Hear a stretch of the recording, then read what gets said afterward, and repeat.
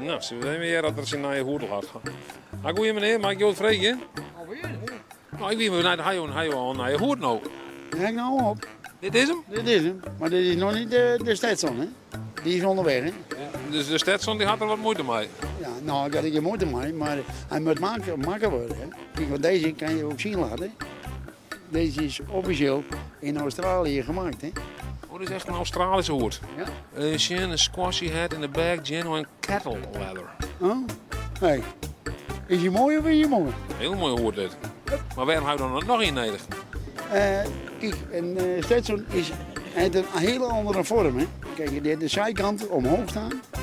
En dan zit daar weer een band omheen. En dan zitten wat kleine veertjes tussen. En dat is zo verschrikkelijk mooi. Kost een procent, heb ik vorige week ook al gezegd. Tussen de 200 en de 300, maar moet kennen. Hè? Maar de voorsparen, dan is het geen punt. Ja toch? Maar is net hartstikke hiet op rollen, maar dit waren een hoed. Nee hoor, ik heb er niks meer last van. Geweldig.